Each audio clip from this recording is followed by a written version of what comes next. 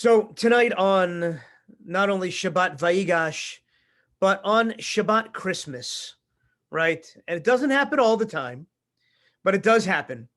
What is a rabbi to say on Christmas? And this evening, my remarks are entitled "A Kosher Christmas," friends. And I begin with these words for you. 'Twas the night before Christmas, and we, being Jews, my girlfriend and me, and I didn't write this, by the way, just letting you know. My girlfriend and me, we had nothing to do. The Gentiles were home hanging stockings with care, secure in their knowledge St. Nick would be there. But for us, once the Hanukkah candles burned down, there was nothing but boredom all over town. The malls and the theaters were all closed up tight. There weren't any concerts to go to that night. A dance would have saved us, some ballroom or swing. But we combed through the papers. There wasn't a thing. Outside the window sat 2 feet of snow. This is obviously not written in Atlanta, by the way. With the wind chill, they say it was 15 below. And while all I could do was sit there and brood, my gal saved the night and called out Chinese food. So we ran to the closet, grabbed hats, mitts, and boots to cover our heads, our hands, and our foots. We pulled out our jackets all puffy with down and boarded. Yes? No, not right now. Thanks, baby.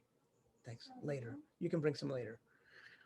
My middle one is asking if we need challah, so she'll bring it later. So we pulled on our jackets all puffy with down and boarded the T bound for Chinatown.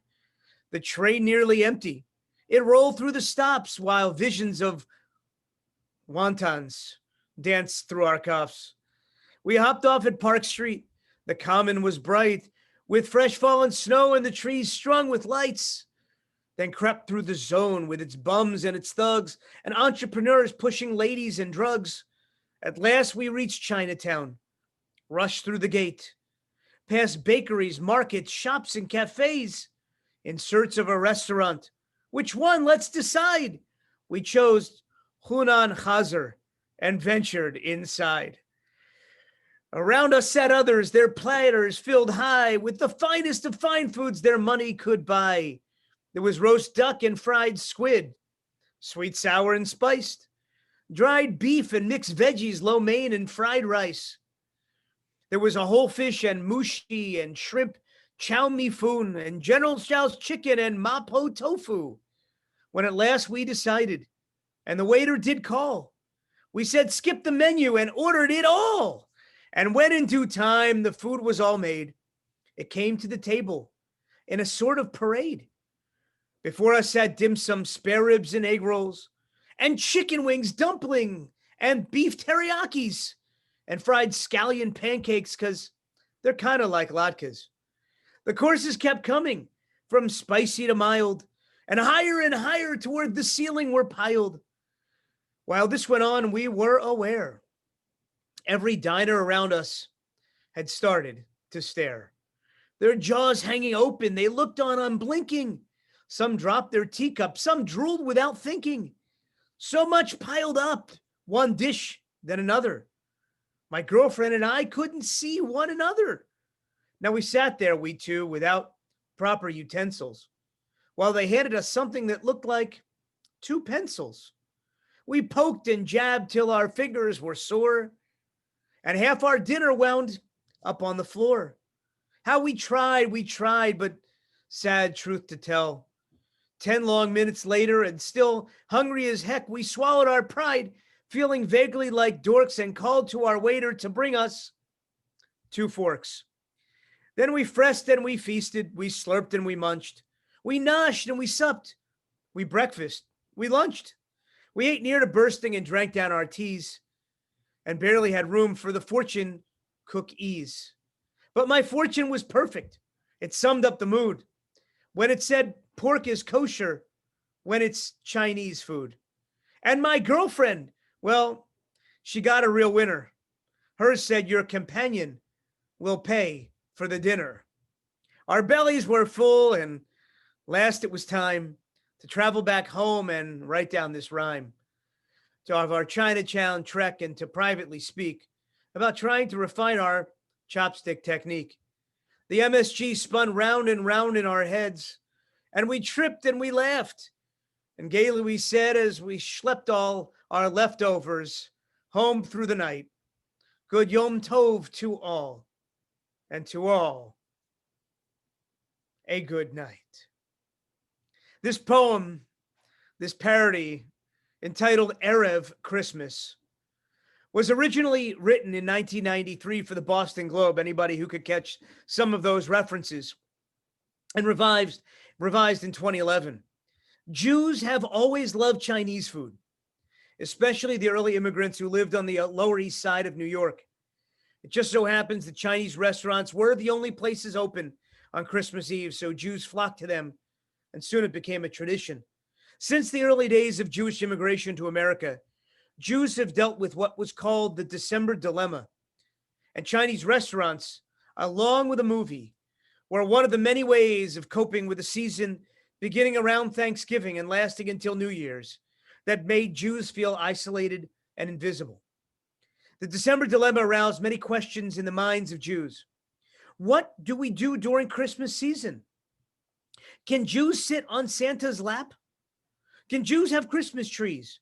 What about lights around the house?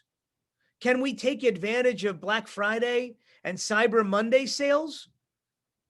In his book, A Kosher Christmas, Rabbi Joshua Plout, son of the late great Rabbi Gunter Plout, who was the creator of the Reform Movement's Plout Commentary, writes, I've always been fascinated with Christmas. As a young boy growing up in Long Island, New York, and I should really say it, Long Island, New York, in the 1960s, my mother took me to sit on Santa's lap at Gert's department store. Inevitably, Santa asked me what I wanted for Christmas. I then felt compelled to explain that I celebrated Hanukkah. Santa still gave me a candy cane. Visiting Santa at the shopping center might not be unusual for most Americans, but it was out of place and strange for a Jewish child whose father was a well-respected rabbi and civil rights activist in Great Neck, New York. Years later, I asked my mother why she took me to sit on Santa's lap when we don't celebrate Christmas. She responded that she was simply doing what many American parents did for their children. She was never worried about any influence on me as a child because my family was secure in its Jewish identity. Rabbi Plout remembers as a child the tour they would take with the family every year, admiring the Christmas trees, lights, and decorations in the front yards of their neighbors. He fondly remembers skating at Rockefeller Center in New York City and drinking hot cocoa with marshmallows. He has studied the December dilemma for the majority of his career, and he asks the question, how is a Jew to respond, especially when Christmas songs and symbols are all around us? The answer is not so complicated. When we consider the likes of Irving Berlin, who wrote White Christmas, Walter Rawlings and Steve Fletcher, who wrote Frosty the Snowman, and Paul Simon, who recently wrote Getting Ready for Christmas Day, when they're all Jewish. And most of the Christmas songs, by the way, are written by Jews. Jews in America have allowed so many other minority groups to understand a critical, universal truth. No matter how you celebrate, seeing the humanity in the other and working towards goodness, justice, and peace is the way to go. As we appreciate the multitude of ways to see the beauty in the world, connecting with God and understanding that we are dependent and interdependent on one another. Honoring each other's faith traditions only strengthens the brotherhood and sisterhood of humanity. Having security in our own Jewish faith allows us to appreciate the gifts of those around us, especially of Chinese food during the holiday season. And as we continue to debate the December dilemma, and even as recently as this morning, there was a huge debate on the Facebook page of the Central Conference of American Rabbis. Rabbis going back and forth, some saying, don't do this, and some saying, what are you afraid of? Ultimately, as one famous American used to say, the only thing to fear is fear itself. During this holiday season, let us not only embrace the beautiful traditions that we have, but know that we have a shared humanity with others in making this world a better place, a more decent place, filled with justice, righteousness, and ultimately of peace and of love.